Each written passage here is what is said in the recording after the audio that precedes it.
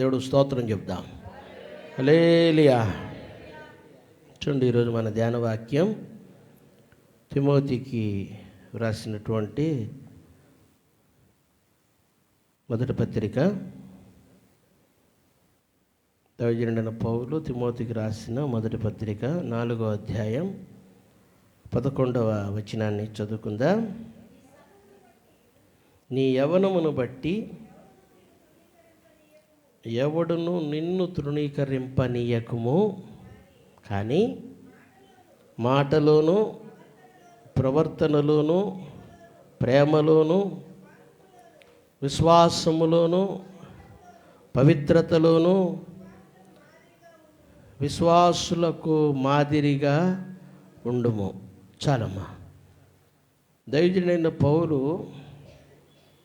తిమోతికి రాసినటువంటి మొదటి ఉత్తరం. మీకు చాలాసార్లు చెప్తూ ఉంటా, మీరు చాలా చోట్ల గమనించినప్పుడు చాలామంది పాస్టర్లు లేకపోతే బైబిల్ చదివేవాళ్ళు వాక్యం చదవండి అనగానే మొదటి తిమోతికి అని మొదలేస్తారు. మొదటి తిమోతికి అనగానే అర్థం మారిపోతుంది. మొదటి ఒక ఆయన ఉన్నాడు, తర్వాత మళ్ళీ ఇంకొక ఆయన రెండో తిమోతికి అనేసరికి రెండో తిమోతి గారు ఉన్నారు అనే అర్థం వచ్చేట్టుగా దాని పలకటం, దాన్ని మీరు ప్రొనౌన్సియేషన్ అనేటువంటిది మీరు అలా దాన్ని పలకడం ద్వారా ఏమవుతుందంటే ఇద్దరు తిమోతులు ఉన్నారు అనేటువంటి విషయం అర్థమైంది. అదే తిమోతికి రాసిన మొదటి పత్రిక. ఇక్కడ అర్థం ఏంటంటే, ప్రస్తుతానికి ఇక్కడ అర్థం ఒక ఆయనకే 2 ఉత్తరాలు రాయబడినాయి.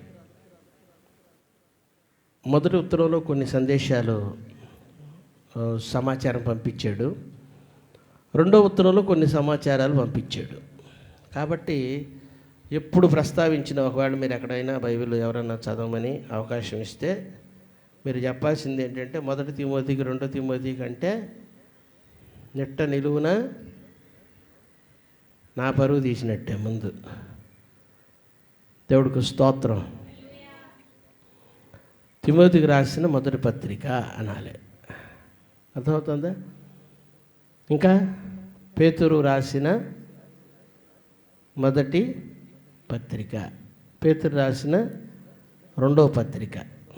ఇక్కడ గమనించాల్సిన చిన్న తేడాలు ఏంటంటే, పౌలు ఇక్కడ తిమోతికి రాశాడు, అక్కడ పేతురే రాశాడు డైరెక్ట్గా. అందుకే పేతురు భక్త కోటికి రాసిన అంటారు పెద్ద పెద్ద భక్తులు. అర్థమైందా? ఏమంటాడు? పేతురు భక్త కోటికి రాసినటువంటి మొదటి పత్రిక రెండవ పత్రిక అంటారు. దేవుడికి స్తోత్రం. హల్లెలూయా. కాబట్టి ఈ విషయాలు, చిన్న విషయాలు గమనించగలిగితే పర్వాలేదు. కీర్తనల గ్రంథం 26వ అధ్యాయం తీసి చదువుదాం అంటే ఇక కీర్తనలను కూని చేసేసినట్టేనమాట అర్థం. మీకు అవగాహన కోసం ఈ మాటలు చెప్తున్నా. ఒకవేళ లైవ్లో ఎవరైనా చూసేవాళ్ళు ఉంటే కూడా వాళ్ళకి జ్ఞానం కలగటం కోసం. 26వ కీర్తన 2వ చరణం 2వ వచనం. పాటల్లో వచనాలు కూడా అంటాం కనుక మనం, ఇంకా కొంచెం పండితులు అయితే చరణం అంటారు, ఇది కొంచెం వావరకు ఉంటుంది ఏంటి. కాబట్టి 26వ కీర్తన 2వ వచనం, 88వ కీర్తన 3వ వచనం, 151వ కీర్తన చెప్పరేమండి? దేవుడికి స్తోత్రాలు. వచనం చెప్పడంలో తప్పులేదు, వచనం అంటాం చరణం అంటంలో తప్పులేదు. కానీ కీర్తనలు అనేసరికి పలానా కీర్తన పాడదాం, పుస్తకంలో మనకు పుస్తకాలు వేద్దాం అనుకుంటున్నాను నేను కూడా. మనకి ఒక పాటల పుస్తకం అనేది ఉంటే ఒక క్రమం ఉంటుంది, క్రమం లేకుండా పాడుతున్నాం. ఏ పాట పాడాలో తెలియట్లేదు, ఎవరికి ఏ పాట వస్తుందో తెలియట్లేదు. దాంట్లో అప్పుడు మనం మొదటి పాట అని అనుకుంటాం మనం, లేకపోతే రెండవ పాట, మూడవ పాట, 3వ కీర్తన, 4వ కీర్తన. ఇంకా పెద్ద పెద్ద భక్తులు ఉంటారు చూసారా, 26వ సంకీర్తన అంటారు. సంకీర్తన అంటే అర్థం ఏంటో తెలిస్తే దేవునికి స్తోత్రం, తెలియకుండానే పెద్ద పెద్ద పదాలు వాడేస్తూ ఉంటారు కొంతమంది. ఇదొక పెద్ద సమస్య. సరే, ఏదేమైనప్పటికీ రాజులు మొదటి గ్రంథం, రాజులు రెండో గ్రంథం, దినవృత్తాంతములు మొదటి గ్రంథం, దినవృత్తాంతములు రెండో గ్రంథం. మొదటి దినవృత్తాంతములు, రెండవ దినవృత్తాంతములు అన్నాం మనకి. అక్కడ ఒకటేసి దినవృత్తాంతాలు అని రాశాడు ఆయన. ఇండెక్స్లో ఏముంటుందంటే ఒకటేసి రాసేటప్పుడు మాత్రం మనకు అర్థం అవడం కోసం విడిగా రాశాడు వివరంగా. కాబట్టి అలాంటి చిన్న చిన్న విషయాలు శ్రద్ధగా గమనించగలిగితే మనం బుద్ధిగా మాట్లాడినడం అవుతాం. దేవుడికి స్తోత్రం. ఇక్కడ చూడండి, దైవజనుడైన పౌలు తిమోతికి రాసినటువంటి పత్రిక ఇది. అలాగనే మీకు చాలాసార్లు చెప్పా, తిమోతికి రాసిన మొదటి పత్రిక, తిమోతికి రాసిన రెండవ పత్రిక, తీతుకు, ఈ 2 పత్రికలు అంటే 3 పత్రికలు కూడా పౌలు పాస్టర్లను ఉద్దేశించి రాసినటువంటివి, సేవకుల్ని ఉద్దేశించి రాసినటువంటి. అందుకే వాటిని పాస్టరల్ ఎపిజల్స్ అంటారు. పాస్టరల్ ఎపిజల్స్ అంటే కాపర్ల పత్రికలు అని సులభంగా చెప్పవచ్చు. ఈ కేవలం సేవకులు ఎలాగుండాలి, సంఘాన్ని ఎలా తీర్చిదిద్దాలి, చాలా చిన్న పుస్తకాలు అవి. కానీ విశేషమైనటువంటి ఇంత పెద్ద సంఘ క్రమాన్ని నిర్దేశించేటువంటి విధంగా అక్కడ దైవజనుడు రాశాడు. 3 పత్రికలు కూడా సేవకులకు రాసినవే. సేవకులు ఎలా ఉండాలి, సేవకుల కుటుంబం ఎలా ఉండాలి, సేవకుల ప్రవర్తన ఎలా ఉండాలి, అలాగనే సేవకులు సంఘాన్ని ఎలాగా పాలించాలి, ఎలా బోధించాలి, ఎలా హెచ్చరించాలి, ఎలా గద్దించాలి, ఎలా బుద్ధి చెప్పాలి. ఆ 3 చిన్న కాగితాల్లో కూడా విశేషమైనటువంటి బోధ ఉంటుంది. దేవుడికి స్తోత్రం. ఒక సందర్భానుసారంగా అక్కడ దైవజనుడు తిమోతిని ఉద్దేశిస్తూ వ్రాసినటువంటి మాటలు ఏంటంటే, తిమోతి యవనస్తుడు. అయితే యవనస్తుడైనటువంటి తిమోతి యవనాన్ని బట్టి ఏమండి, యవనస్తులకి ఏముంటుంది? ఫస్ట్ యవనస్తులకి ఏముంటుంది చెప్పండి, ఏముంటుంది?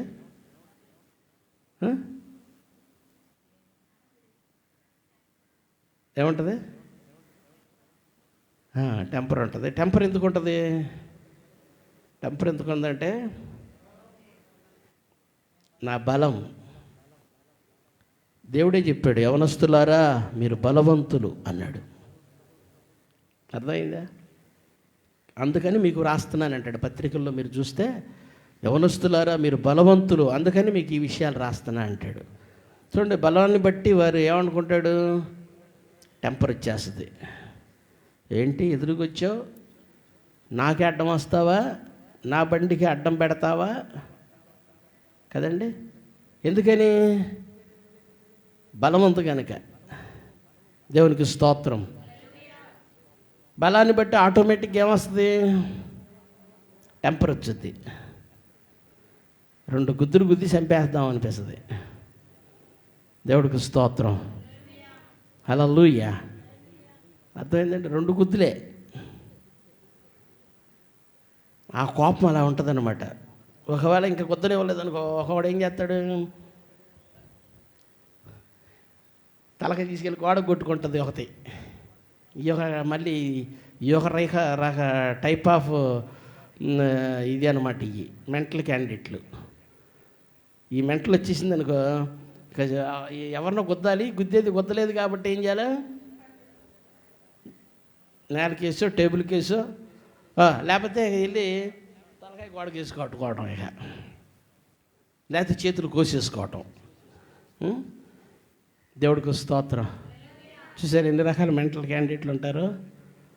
బలం తెలియట్లా. ఈ బలం ఎట్లా వస్తుంది అనేది తెలియట్లా. ఈ బలం ఎలాంటిది అనేది తెలియట్లా.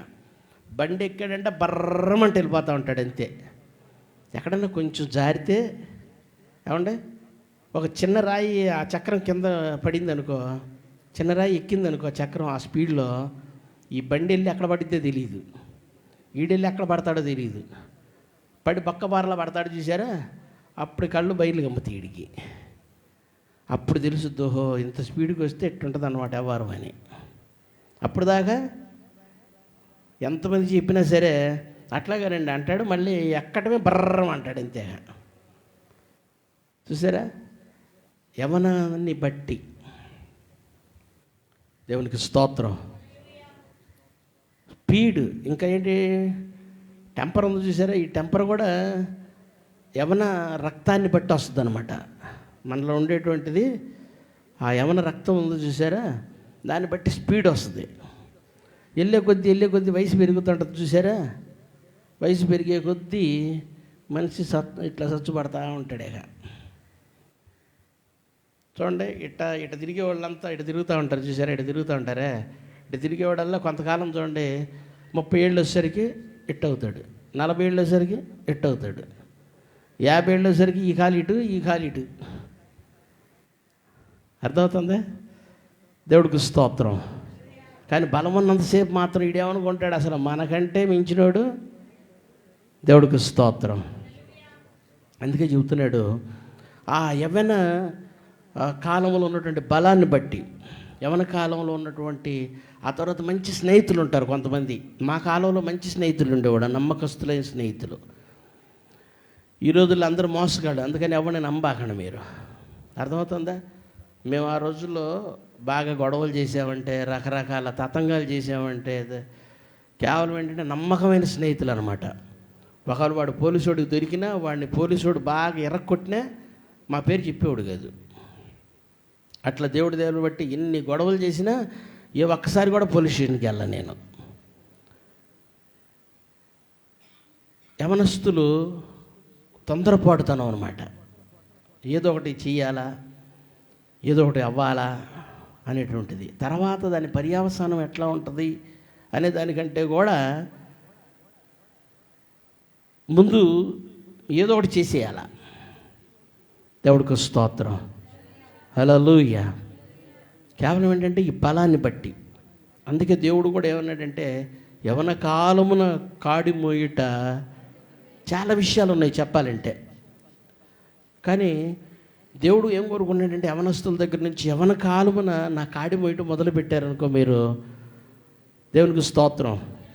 ఇప్పుడు కొంచెం ఇట్లా వంగుతున్నాం చూసారా, మేము ఇప్పుడు చెప్పామనుకో మన యూత్కి నచ్చదు. ఎందుకని, ఒకప్పుడు నువ్వు కూడా ఇట్లా అన్నావుగా, చెయ్యి దెబ్బ తగిలేదాకా ఇక్కడ దాకా చేతులు మడిచి పెట్టేవాడిని. మా అమ్మగారు వాళ్ళు కొంచెం పొడుగు కుట్టించినా సరే దాన్ని ఇట్ట మడిచి ఇక్కడ దాకా ఉండేవాడిని, ఇట్ట కన్నకాలం కనపడాలని చెప్పేసి. అర్థమైందా? కారణం ఏంటంటే బలం. దేవుడికి స్తోత్రం. హల్లెలూయా. ఎంత బలమో చెప్పనా? ఒకసారి వైవాకులో ఎవరో నాన్నగారు చొక్కా పట్టుకున్నారంట. చొక్కా పట్టుకున్నందుకు 2 లారీలు మనుషులను పోగు చేశా, ఊరి మీదకి వెళ్తా గొడవకి. కానీ పూర్తిగా అమ్మగారు వివరం చెప్పక, విషయం తెలియక, పూర్తి వివరం తెలియక ఆ విషయాన్ని రాద్ధాంతం చేయలేదు. కానీ ఎందుకంటే 2 లారీల మంది ఎందుకురా బాబు, ఒకనే కదా కొట్టాల్సింది అంటే ఊరంతా వచ్చేస్తారుగా. దేవుడికి స్తోత్రం. అంత బలం ఉండేది. మళ్ళీ టీ కూడా తాపించేవాడు కదా ఎవడికి. దేవుడికి స్తోత్రం. అలాంటి స్నేహితులు ఉండేవాళ్ళు ఆ రోజుల్లో. ప్రియ దేవుని బిడ్డలారా, యవనాన్ని బట్టి మనం ఏమనుకుంటామంటే, యవనకాలంలో ఉండేసరికి బాగా నున్నగా కదా, ఇదంతా నున్నగా ఉంటుంది. ఇప్పుడు ఉండే కొద్ది ఏమైపోతుంది, ఇంత క్రితం కాలుగా ఉండేది మొహం,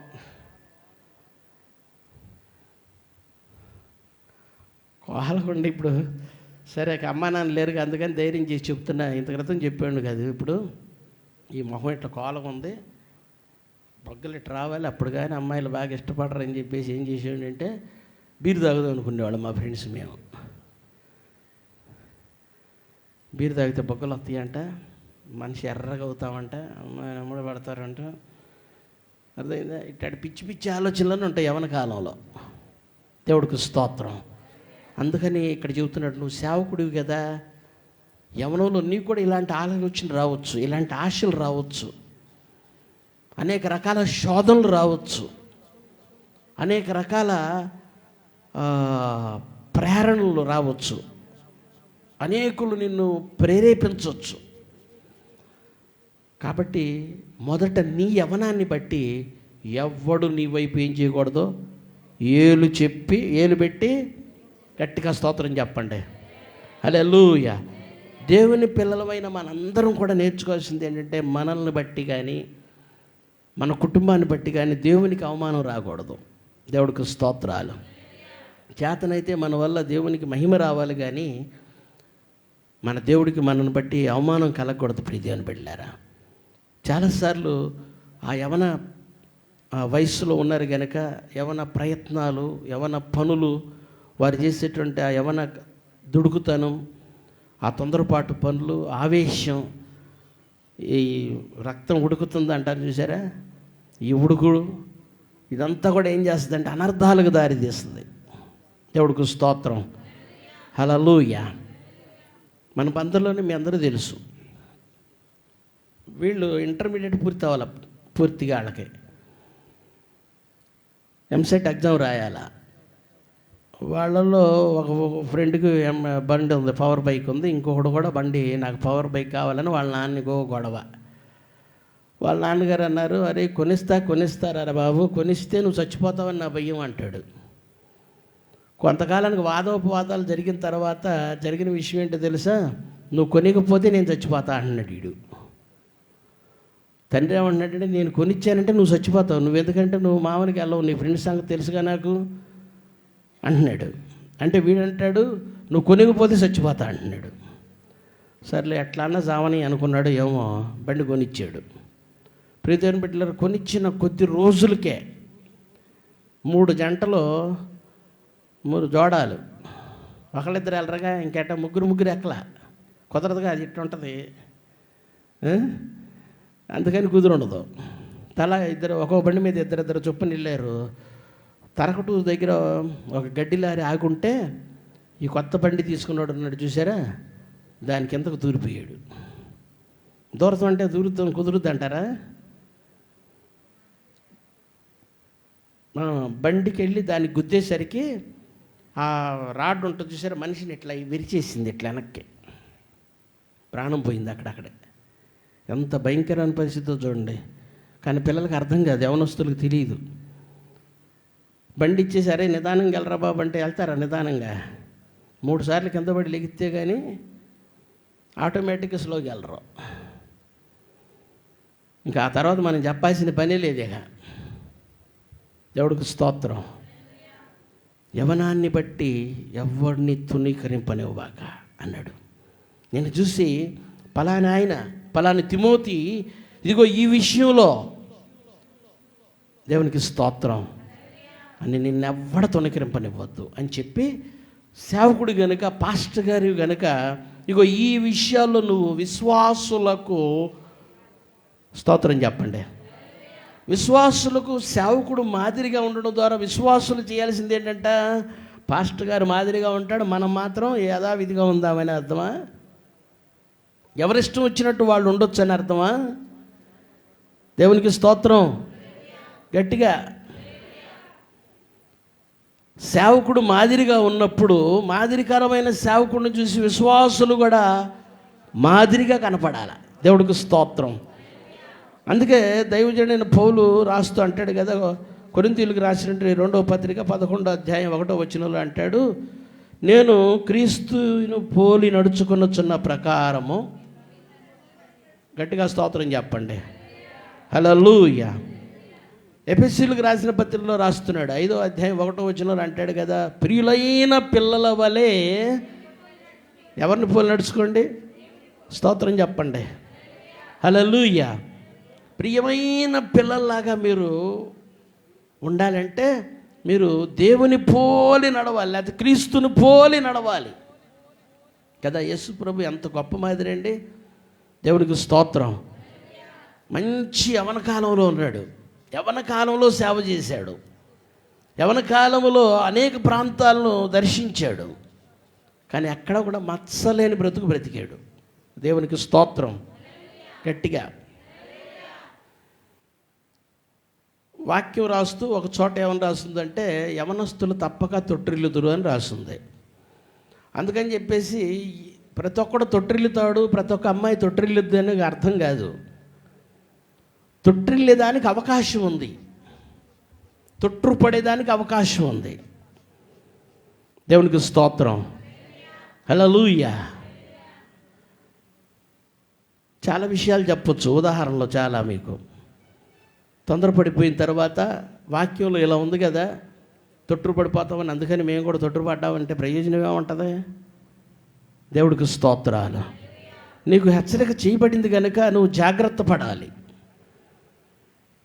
నువ్వు సరి చేసుకోవడానికి, చక్కదిద్దుకోవడానికి ప్రయత్నం చేయాలి.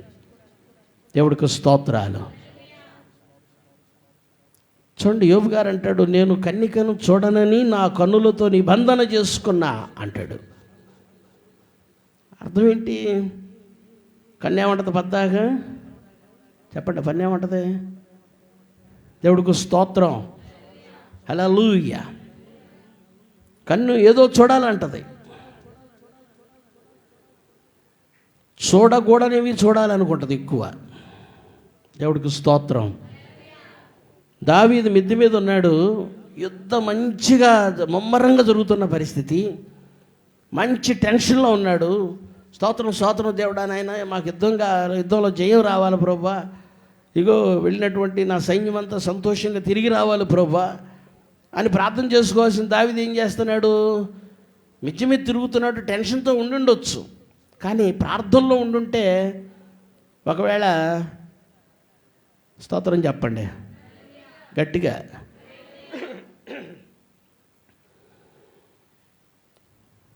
చూడరాని దృశ్యం చూశాడంట, చూడకూడని విషయాన్ని చూశాడు. చూసినోడు ఒకసారి చూసేసి మిద్దె దిగేసి ఉంటే, డాబా దిగేసి ఉంటే సరిపోయి ఉండేది. కానీ ఏం చేశాడు? మరలా చూడాలనిపించింది. దేవుడికి స్తోత్రాలు. మరలా చూడాలనిపించడమే అపవాది తంత్రం. దేవుడికి స్తోత్రాలు. అపవాది ఏదైతే నువ్వు చూడకూడదో దాన్ని చూడాలని ప్రేరేపిస్తాడు. ఒకసారి మన కంటపడవచ్చు, కంటపడినప్పటికీ కూడా మనం రెండోసారి దాన్ని చూడటానికి ప్రయత్నం చేయకూడదు. రెండోసారి చూడటానికి ప్రయత్నం చేసిన వాడే అపజయం పాలైపోతాడు. మొదటిసారి వరకు ఎప్పుడు అపజయం పాలవడు. దేవునికి స్తోత్రం. రెండోసారి ఎప్పుడైతే చూస్తామో మళ్ళీ పని కట్టుకొని మళ్ళీ చూద్దామాకు అని చెప్పేసి, దేవుడికి స్తోత్రాలు. అందుకే అన్నాడు, నేను నా కన్నులతో నిబంధన చేసుకున్నా, నేను చూడనని. దేవుడికి స్తోత్రాలు. ఎప్పుడైతే మనం అలా నిబంధన చేసుకోగలుగుతామో అప్పుడు తప్పకుండా చూడకుండా ఉండగలుగుతాం. దేవునికి స్తోత్రాలు. చూడండి, ఏ పనైనా సరే మనం అనుకుంటాం, చాలామంది కబుర్లు చెప్తూ ఉంటారు. దేవుడికి స్తోత్రం. చాలామంది ఏం చెప్తారు? తాగుడు బానిస అయిపోయాడు, ఉటిదే. తాగుడుకు బానిస అయ్యేది ఏమి ఉండదు. ఏ విషయానికి మనం బానిసం కాదు. మనలో నిగ్రహం ఉంటే, మనల్ని మనం నియంత్రించుకోగలిగిన శక్తి మనలో దేవుడు ఇచ్చాడు. దేవుడికి స్తోత్రం. అర్థమవుతుందండి. డబ్బులు లేని పూట ఏం చేస్తారు? డబ్బులు ఉన్న పూట తాగుతారు, అప్పు దొరికిన పూట తాగుతారు. అప్పు కూడా దొరకదు, అప్పుడు ఏం చేస్తారు? బురదం తాగుతాడా? చెప్పండి. బురదం తాగుతాడా? డ్రైనేజీ నీళ్ళు తాగుతాడా? చెప్పరేమండి. నియంత్రణ. డబ్బులు లేవు కాబట్టి నోరు మూసుకు పడుకుంటాడు అంతే ఇంట్లో. గట్టిగా స్తోత్రం చెప్పండి. హల్లెలూయా. ప్రియ దేవుని బిడ్డలారా, ప్రతి విషయం మనం స్వాధీనం చేసుకోవచ్చు. కాకపోతే ఏంటంటే మనం మన ఎంకరేజ్మెంట్ కొంత ఏం చేస్తామంటే, ఆయన అట్ట బలహీనుడు అయిపోయాడు, చేతులు కాళ్ళు ఉనికిపోతాయి. మనమే చెప్పేస్తా ఉన్నాడు ముందే, ఏంటంట చేతులు కాళ్ళు. దేవుడికి స్తోత్రం. అందుకని తీసుకొచ్చి కోటర పోయటం, జోబుల్లుడి చేయటం. దేవుడికి స్తోత్రాలు. తెలుసా, కొంతమంది స్త్రీలు ఉంటారు, ఆడి క్వార్టర్ పోసేసి పడుకోబెట్టేస్తారు. జీతం ఎంత వస్తుందో అసలు ఆడికి తెలియదు, ఎంత వచ్చిందో తెలియదు, నేను ఎంత తెచ్చాడో తెలియదు. ఏంట్రా బాబు అంటే, ఏం తెచ్చావు? జోబులో ఉంచాలనుకున్నంత ఉంచుద్ది, చూపించాలనుకున్నంత చూపించుద్ది, మిగతా అది నొక్కేసేసిద్ది. తర్వాత అమ్మగారి ఇంటి దగ్గర నుంచి కొత్త చీరలు, కొత్త చైన్లు వస్తూ ఉంటాయి. దేవుడికి స్తోత్రం. ఇది కొంతమంది కావాలని చేసే తంతు అనమాట. దేవుడికి స్తోత్రాలు. మరి కొంతమంది ఉంటారు దాన్ని ఆసరాగా తీసుకొని దానికి వాళ్ళు క్యాష్ చేసుకోవడానికి ప్రయత్నం చేసే విధానం. వాళ్ళ సొంత ఆలోచనల కొరకు, సొంత లాభాల కొరకు ప్రయత్నం చేసి దాన్ని మలుచుకుంటారన్నమాట. తాగుడు పోతాడు, తాపిచ్చి పడుకోబెడతామే. దేవుడికి స్తోత్రాలు. ప్రియ దేవుని బిడ్డలారా, నియంత్రణ లేక నిగ్రహం మనలో ఉండగలిగితే ఏది జరగదు. మనల్ని మించి ఏది జరగదు. దేవుడికి స్తోత్రం. దేవుని బిడ్డలకి హెచ్చరిక. అర్థమవుతుందా? మనల్ని మించి ఏది, మన చెయ్యి కానీ, మన కాలు కానీ, మన కన్ను కానీ, మన మనసు కానీ మనల్ని దాటిపోదు. దేవుడికి స్తోత్రం. ఎందుకని? దేవుడు అలాంటి నిగ్రహ శక్తినిచ్చాడు మనకి. దేవునికి స్తోత్రం. ఏమిచ్చాడు? మనం బలహీనలో అంటానికి వీల్లేదు అసలు. ఒక మాటలో చెప్పాలంటే ఎవరం బలహీనం కాదు. అర్థమవుతుందంటే అపవాది మనల్ని శోధిస్తాడు. 1కి 2 సార్లు, 2కి 3 సార్లు. అది కూడా ఎక్కడ? రెండోసారి చూడొద్దని చెప్పాను చూసారా? రెండోసారి దాని గురించి చూసినా, రెండోసారి దాని గురించి ఆలోచన చేయటం మొదలుపెట్టినా ఇది నిజమా అని తోరతాడంతే వాడు. దేవుడికి స్తోత్రాలు. అక్కడి నుంచి నీ ఆలోచనలు మొత్తం వాడి స్వాధీనంలో తీసేసుకుంటాడు. నిన్ను పూర్తిగా వాడు వశం చేసేసుకుంటాడు. దేవుడికి స్తోత్రం. మనం అవకాశం ఇవ్వకూడదు. అందుకే అపవాదిని ఎదిరించుడి, వాడు మీ యొద్ద నుండి, స్తోత్రం చెప్పండి, దేవుడు బలహీనులైన లేక దరిద్రులైన మిమ్మల్ని దీవించున్నట్లుగా ఆయన బలిష్టమైన రెక్కల కింద దీన మనస్సులై ఉండండి అన్నాడు. ఎందుకంటే దేవుడికి స్తోత్రాలు. ఆయన రెక్కల కింద మనం దీన మనసు కలిగి ఉన్నాం అనుకో, ఆయన రెక్కల కింద నుంచి లాక్కోగలుగుతాడు ఎవడన్నా మనల్ని. దేవుడికి స్తోత్రాలు. హల్లెలూయా. అందుకే అన్నాడు, ప్రియులైన పిల్లల వలె మీరు దేవుని పోలి నడిచారనుకోండి. దేవునికి స్తోత్రం. అందుకే గొప్ప ధైర్యుడైన పౌలు అపరమేధావి, గొప్ప వేదాంతి. అర్థమవుతుందండి? ఇక ప్రపంచంలో అలాంటి వేదాంతం ఇక ఎవరికి తెలియదు ఇప్పటికి కూడా. ఎన్ని డిగ్రీలు వెనకాల పెట్టుకున్నా సరే. దేవుడికి స్తోత్రం. అంత గొప్ప వేదాంత అంటాడు కదా, విశ్వాసమునకు కర్తయు దాని కొనసాగించే యేసయ్య వైపు. ఎవరి వైపు చూడాలి మనం? దేవునికి స్తోత్రం. యేసయ్య వైపు చూసామనుకోండి, మన చూపు కూడా యేసయ్యలాగా మారిపోద్ది, మన ప్రవర్తన యేసయ్యలాగా మారిపోద్ది, మన మాట యేసయ్యలాగా మారిపోద్ది. దేవుడికి స్తోత్రాలు. అందరూ మనల్ని చూడగానే ఏమంటారు? యేసుస్వామి అంటారు, అంతే. హల్లెలూయా. గట్టిగా యేసయ్య వైపు చూసినంతసేపు. ఇంకొకళ్ళ గురించి, ఎవరి గురించి చెప్పాలా? చెప్పాడు దావీదు గురించి అని చెప్పాడా? స్తోత్రం చెప్పండి. అబ్రహాం గారి గురించి అని చెప్పాడా? సబ్జెక్ట్ వచ్చినప్పుడు మాత్రమే ఆ సబ్జెక్టుకు బలము చేకూర్చడం కోసం ఏం చేశాడంటే, అబ్రహాం గారు విశ్వాసములో బలవంతుడు అని చెప్పాడు. ఇంకా మిగతా విషయాల్లో అర్థమవుతుందా? అందుకని మొన్న ఈ మధ్య కొంతమంది పాపం పాస్టర్ గారు తప్పు చేశారు. మీరు చూశారనుకుంటా వాట్సాప్ దాంట్లో. ఏమని? పలానా ఆయన పెద్ద తోపు, ఆంధ్ర రాష్ట్రానికే పెద్ద. చెప్పండి, అందరు ఇప్పుడు 4 గరుచుకుంటున్నారు. స్తోత్రం చెప్పండి. ఎందుకని? సేవకుల్లో తోపులు ఎవడు ఉండడు. దేవుడు వాడుకున్నంతసేపు వాడేసేసుకొని ఆ పక్కన పెడతాడు. విధేయుడైతే చచ్చే వరకు ఆలపడతా ఉంటాడు, అయ్యగారు అమ్మగారికి లాగా. కొంచెం అతిశయపడ్డాడు అనుకోండి, పక్కన పడేస్తాడు, లేకపోతే మంచంలో పడేస్తాడు. దేవుడికి స్తోత్రం. ఎంతసేపు ఇక నేను నా అంత తోపు లేడు, నేను ఎక్కడికి వెళ్తే అక్కడే, నేను చెయ్యి పెడితే, నేను ప్రార్థన చేస్తే అంటాడు. చూసారా? నాకు అమ్మగారు అయ్యగారులో నచ్చింది అదే. పాపం ఎక్కడ కూడా అతిశయపు మాటలు. దేవుడికి స్తోత్రాలు. ప్రభు చేతిలో మనం పాత్రలమే. ఆయన వాడుకోవాలనుకున్నంతసేపు దాన్ని వాడుతూనే ఉంటాడు. గట్టిగా స్తోత్రం చెప్పండి.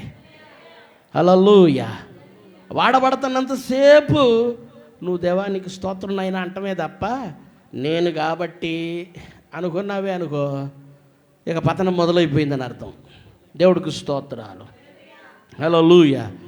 చాలామంది అతిశయపడతా ఉంటారు, గర్వపడతా ఉంటారు. మేము కాబట్టి, నేను కాబట్టి, నేను వెళితే, నేను ప్రార్థన చేస్తే డాక్టర్ పాల్ యాంగ్చోకే ఆయన సాక్ష్యంలో రాస్తాడు. ఒకసారి ఒకే జబ్బు చావుకు సిద్ధమైనటువంటి ఒక స్త్రీ గురించి ఆయన ప్రార్థన చేస్తే మొదటిసారి ఒకసారి విన్నాడు, రెండోసారి అదే జబ్బు వచ్చినటువంటి కొన్ని సంవత్సరాల తర్వాత అదే జబ్బు ఇంకో స్త్రీకి వచ్చిందంట.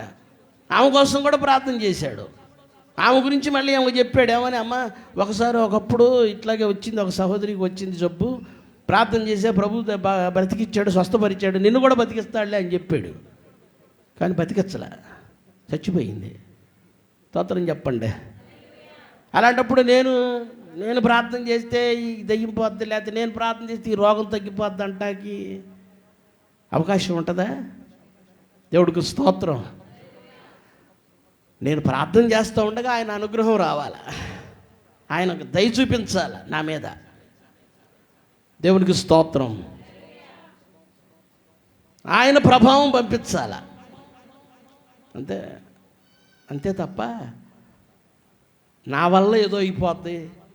స్తోత్రం చెప్పండి గట్టిగా. కట్టబడిన గాడిదని తీసుకురండి అన్నాడు. పాస్టర్ గారు అందరూ తెలియాల్సిన విషయం ఇది. కట్టిపడేసినంతసేపు అది గాడిదే, ఎక్కడో ఒక మూలబడి ఉంది. దాన్ని విప్పి తీసుకురండి అన్నారు. విప్పి తీసుకురాగానే యేసయ్య దాని మీద కూర్చున్నాడు. కూర్చున్నప్పటి నుంచి అది నడిచే రోడ్డు మీద బట్టలు పరుస్తున్నారంట. స్తోత్రం చెప్పండి గట్టిగా. గాడిద వెళ్ళి రోడ్డు మీద బట్టలు పరుస్తారు ఎవరన్నా? బట్టలు మీద వేస్తారా, కింద పరుస్తారా? ఏమండి? స్తోత్రం చెప్పండి. ఈ గాడిద నీకు స్తోత్రం నాయన అనుకోవాలి కానీ, హోసన్నా అనాలి కానీ. ఏమండి? చూసా, నన్ను బట్టి అనుకుంటే ఇక పరిస్థితి వేరే రకంగా ఉంటుంది. తర్వాత దాన్ని తీశారు. మళ్ళీ యేసుప్రభు దిగిపోయిన తర్వాత ఈ గాడిని తీసుకెళ్ళి ఎక్కడో చోట కట్టేసి ఉంటారు కదా.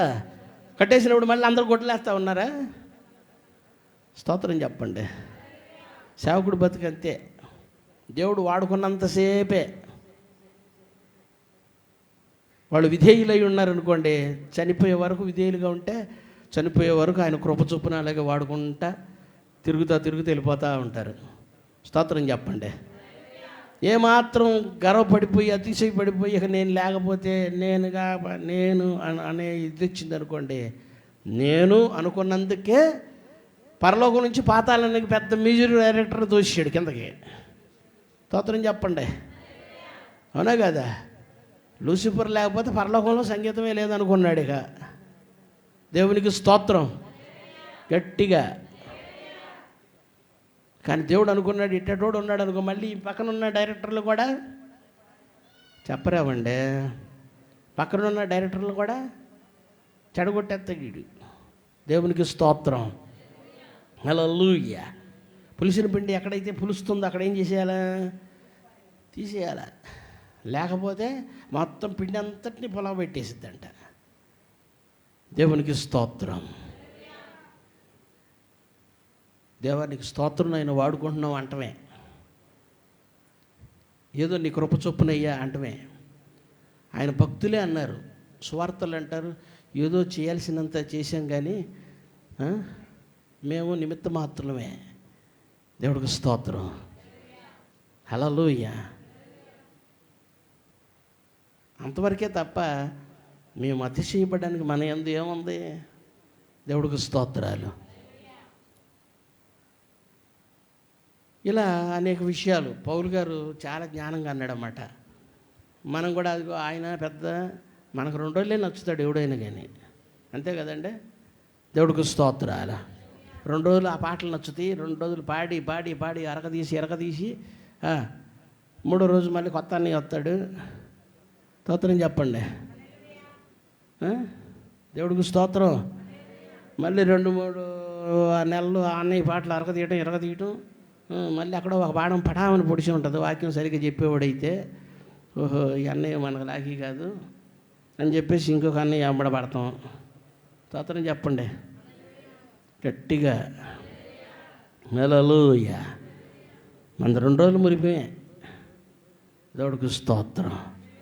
విశ్వాసులు అలా ఉండకూడదు. అందుకే అన్నాడు, నువ్వు మాదిరిగా ఉన్నావు అనుకో, నిన్ను చూసి వాళ్ళు కూడా ఏం చేస్తారు? నిన్ను పోలి నడుస్తారు వాళ్ళు. దేవునికి స్తోత్రం. ఈరోజు పోలి నడిచేవాళ్ళు ఎక్కడున్నారు చెప్పండి? ఏమంటే సేవకుడిని పోలి నడిచేవాళ్ళు ఉన్నారా? నాకు కలిగిన ఈ ఆశ తీసు హృదయంలో పుట్టించిన దేవుడికి స్తోత్రం అని ఆయన ఎంతో దేవుని స్తుతిస్తూ ఉంటే, అంత వాక్యం 2 వారాలు 3 వారాలు చెప్పినా కానీ ఇక్కడ ఒక తీతు పట్ల. గట్టిగా స్తోత్రం చెప్పండి. హల్లెలూయా. ఇంకా ఎవరన్నా ఒకడారా తీతు సహాయం చేస్తూ ఉంటే పరిచయం చేస్తూ ఉంటే ఈ తీతుని వెనక లాక్కుంటే పీతు ఇంకొకడు. గట్టిగా స్తోత్రం చెప్పండి. ఏం చేస్తారు వెనక్కి? దేవుడికి స్తోత్రాలు. కొంతమంది వాళ్ళు చేయనివ్వరు. దేవుడికి స్తోత్రాలు. గట్టిగా హల్లెలూయా. ఇక్కడ దేవుని యొక్క వాక్యం ఏం చెబుతుందంటే, నువ్వు మాదిరిగా ఉండాలి అని చెప్పి చూడండి కొన్ని విషయాలు చెప్పాడు. మాటల్లో మాదిరి. మొదటి విషయం అంటాడు, మాటల్లో మాదిరిగా ఉండు. ఇది ప్రాముఖ్యమైన విషయం అండి. ప్రతి ఒక్కరూ మాటల విషయంలోనే దేవుడికి స్తోత్రాలు. యాకోబు రాస్తా అంటాడు, ఎవడైనా మాట యందు తప్పని ఎడల తన సర్వ శరీరాన్ని స్వాధీనమందుంచుకొనగల శక్తి గల్లవాడగును అన్నాడు. నిజమే కదా. మాటలో ఏం చేస్తాం? కొన్నిసార్లు ఏం చేస్తాం? మాటలు తప్పిపోతూ ఉంటాం. దేవుడికి స్తోత్రాలు. ఒకసారి అవునంటాం, ఒకసారి కాదంటాం, ఒకసారి ఒకటి చెబుతాం, ఇంకో చేస్తాం. స్తోత్రం చెప్పండి. ఒకటి చెబుతాం, ఇంకోటి కనబడతాం.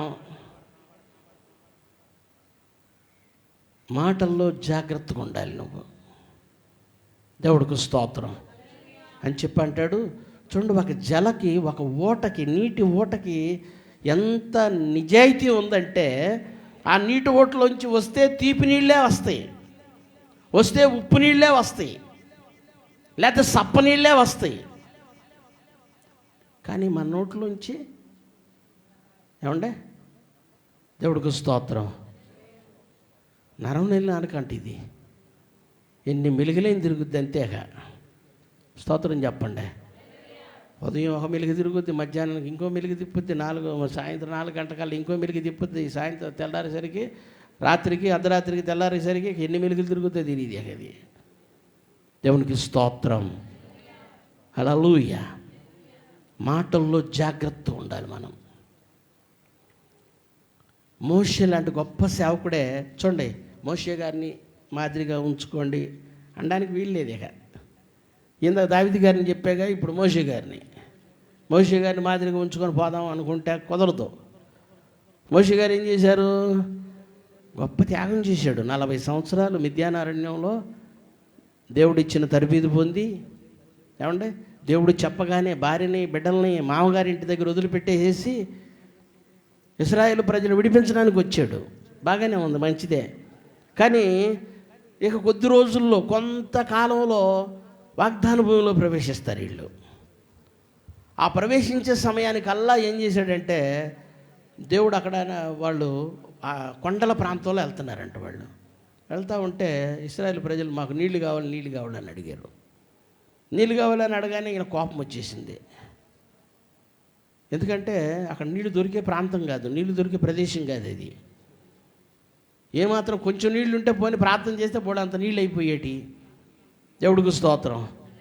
కొంచెం నీళ్లు దొరికితే ప్రార్థన చేస్తే తృప్తి పడిపోయేవాళ్ళు వాళ్ళు. అలా కాకుండా అసలు నీళ్ళే దొరకని ప్రాంతం అది. ఆ ప్రాంతంలో ఆయన కోపం వచ్చంట, ద్రోహులారా, దేవుడు ఈ బండలో నుంచి మీకు నీళ్లు రప్పించాలా అన్నాడంట. దేవుడికి స్తోత్రం.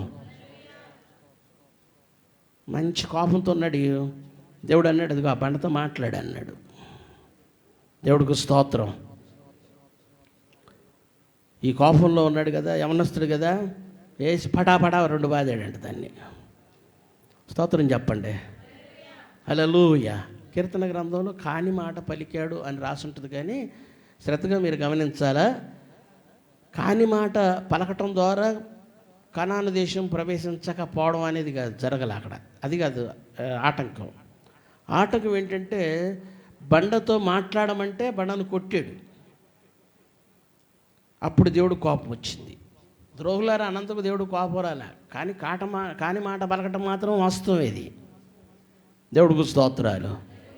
దాని ద్వారా దేవునికి కొంచెం కోపం ఏదన్నా వచ్చి ఉంటుందేమో, కానీ ఎప్పుడైతే ఆ బండతో మాట్లాడమంటే బండను కొట్టాడో దేవుడు కోపం వచ్చింది. ఎందుకంటే ఇశ్రాయేలీయులు సర్వ సమాజం ఏమంటే నేను నీతో మాట్లాడు అన్నా కానీ నేను కొట్టమనలేదుగా, నువ్వు వాళ్ళందరి ముందు నన్ను అవమానపరిచావు, కాబట్టి ఆజ్ఞను అతిక్రమించాడుగా.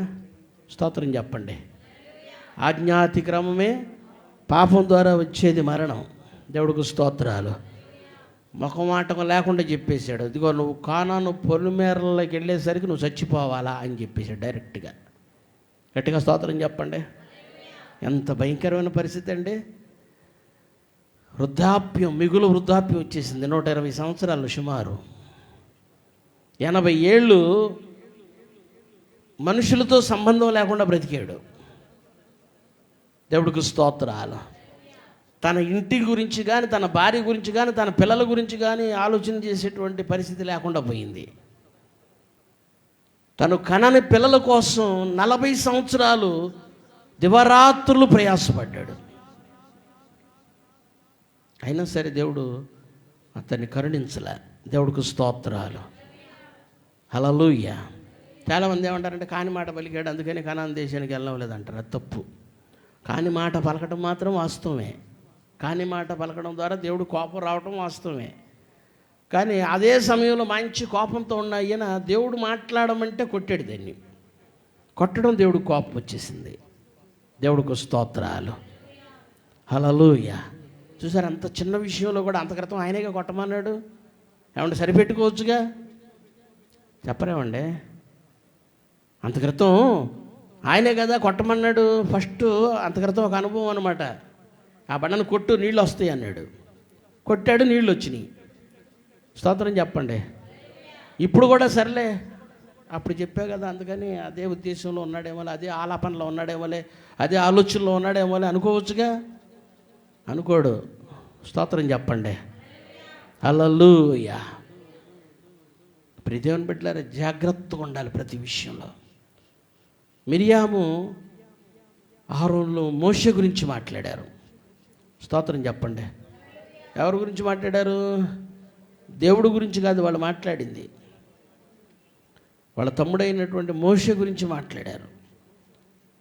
కుటుంబ విషయాలే మాట్లాడుకున్నారు, ఉన్న విషయాలే మాట్లాడుకున్నారు. ఒక మాటలు చెప్పాలంటే మనం, కాకపోతే ఇద్దరు పెద్దోళ్ళు కనుక, అన్నయ్య అక్క కనుక కొంచెం స్పీడ్ అయ్యి ఉండొచ్చు. అర్థమవుతుందా? అన్నయ్య అక్క కనుక వాడు చిన్నోడు అని ఏదో కొంచెం స్పీడ్ అయ్యి కొంచెం మాట్లాడితే మాట్లాడొచ్చేమో, కానీ కుటుంబ విషయాలే మాట్లాడారు, మాట్లాడవలసినవే మాట్లాడారు. కానీ మాట్లాడవలసిన విధంగా మాట్లాడలేదని దేవుడికి కోపం వచ్చింది. స్తోత్రం చెప్పండి. చాలాసార్లు మనం కూడా అనుకుంటాం, మేము కరెక్ట్గానే చేస్తున్నాంగా, కరెక్ట్గానే ఉన్నాంగా అనుకుంటాం. కానీ ఎక్కడో నువ్వు ఆ విషయంలో కొంచెం పొరపాటు చేస్తూ ఉండుంటావు. దేవుడికి స్తోత్రాలు. అది వాళ్ళ కుటుంబ విషయం, అది మాట్లాడుకోవచ్చు. పెద్దలుగా అతనితో సంభాషించవచ్చు, అతనికి హెచ్చరిక చేయొచ్చు, గద్దించవచ్చు, బుద్ధి చెప్పవచ్చు. దేవుడికి స్తోత్రం. కానీ మాట్లాడవలసిన విధంగా మాట్లాడకపోవడాన్ని బట్టి వెంటనే దేవుడు ప్రత్యక్షమైనాడు. మోషే భూమి మీద ఉన్న వాళ్ళందరిలోకెల్లా సాత్వికుడు అన్నాడు. నా ఇల్లంతట్లో నమ్మకమైన వాడు. నేను ఒక స్నేహితుడితో మాట్లాడినట్టు మోషేతో ముఖాముఖిగా మాట్లాడతా. స్తోత్రం చెప్పండి. అలాంటి మోషేతో, అతను మోషే గురించి మాట్లాడడానికి మీరేలా భయపడలేదు అన్నాడు. స్తోత్రం చెప్పండి. హల్లెలూయా. ఆయన గురించి మాట్లాడడానికి మీరేలా, స్తోత్రం చెప్పండి. మనం భయపడాలి. మాట్లాడే ప్రతి మాటను బట్టి మనం ఒకరోజు దేవుడికి లెక్క చెప్పాలంట. మత్తయి సువార్తలు అంటాడు, మనుష్యుడు మాట్లాడే ప్రతి మాటను బట్టి అంట ఒకరోజు దేవుని న్యాయపీఠం ఎదుట ఖచ్చితంగా వాడు నిలబడాలి, లెక్కప్ప చెప్పాలి. ఈరోజు ఏదో 4 ఉంది కదా అని చెప్పేసి, ఈరోజు ఏదో టెంపర్ ఉంది కదా అని చెప్పేసి, ఈరోజు ఏదో కొంచెం బలం ఉంది కదా అని చెప్పేసి, ఈరోజు ఏదో పలుకుబడి ఉంది కదా అని చెప్పేసి, ఈరోజు ఏదో ధనం ఉంది కదా అని చెప్పేసి ఒకవేళ ఇష్టానుసారంగా ఉండిపోయామనుకోండి, ఇష్టానుసారంగా మాట్లాడామనుకోండి, ప్రతి మాటకు ఏం చేయాలి మనం? దేవుడికి లెక్క అప్ప చెప్పాలి. దేవుడికి స్తోత్రాలు. లెక్క అప్ప చెప్పాలి అనే భయంతో మనం మాట్లాడాలి. దేవునికి స్తోత్రాలు. మన నోట వచ్చే ప్రతి మాట దేవునికి లెక్కప్ప చెప్పేదిగా ఉండాలి. దేవుడికి స్తోత్రాలు. అందుకన్నాడు, నువ్వు మాటల విషయంలో జాగ్రత్తగా ఉండు. దేవుడికి స్తోత్రాలు. హల్లెలూయా. మాటల విషయంలో ఏం చేయాలి? మనం జాగ్రత్తగా ఉండాలండి. మాటల్ని లేకపోతే నోటినంట డబ్బు వాడినట్టు వాడాలంట. డబ్బు వాడినట్టు అంటే కొంతమంది ఒలగపోసేస్తారు, అది వేరే విషయం కదా. డబ్బు కనపడతాం ఆయుసు అయిపోయేదాకా ఒలగపోతానే ఉంటారు ఇక వాళ్ళు. మరి అంత భయంకరంగా కాదు. డబ్బు అని ఎందుకు అక్కడ సంబోధించబడిందంటే బైబిల్లో చెప్పండి మాట అనమాట. అది డబ్బులాగా పొదుపుగా ఎలా వాడాలి? కొంతమంది డబ్బులు ఒలగపోసేస్తారు, అది వేరే విషయం. దేవునికి స్తోత్రం. కనపడితే ఆత్మాళ్ళకిక దాన్ని ఎన్ని దారులు పంపించాలో. దేవునికి స్తోత్రం. గట్టిగా అవసరానికి వాడుకోవడం తప్పులేదండి. మన కనీస అవసరాలు ఉంటాయి, కనీస అవసరానికి నువ్వు వాడుకోవడంలో తప్పులేదు. కానీ అనవసరమైన విషయాలు ఉంటాయి చూసారా కొన్ని, అలాంటి విషయాల్లో వాడటం ద్వారా దాన్ని వృధా చేస్తున్నామని అర్థం. చెప్పాడు, డబ్బు వాడినట్టు వాడాలంట మన నోటి మాటల్ని. దేవుడికి స్తోత్రాలు. ఎప్పుడైతే అంటే డబ్బులాగా ఏం చేయాలా? పొదుపుగా, జాగ్రత్తగా, వెనక ముందు చూసుకొని, మళ్ళీ సాయంత్రానికి ఏమన్నా ఉన్నాయా లేదా? గట్టిగా స్తోత్రం చెప్పండి. దేనికి? కొంతమందికి ఉంటుంది, ఇక సాయంత్రానికి ఏమన్నా ఉందా లేదో చూడరు, ఇక ఏ పూటకి మొత్తం వేసేటివే. దేవుడికి స్తోత్రాలు. సాయంత్రం వచ్చేసరికి నోరాలు పెట్టి చూస్తే ఎక్కడి నుంచి వస్తాయి? అంతే కదండి. జాగ్రత్త ఉండాలి. మళ్ళీ ఇంకోసారి మనకు వచ్చేటువంటి ఆదాయం లేకపోతే మన చేతికి ఏదైనా వచ్చేటువంటి ఆ వనరులు వచ్చే వరకు కూడా ఉన్నదాన్ని సద్వినియోగం చేసుకోవడానికి ప్రయత్నం చేయాలి, జాగ్రత్తగా వాడాలి. అలానే నోటిని కూడా, మాటను కూడా అంట చాలా పొదుపుగా వాడాలంట. అందుకే దేవుని ఒక వాక్యం చెప్పింది, వినుటకు,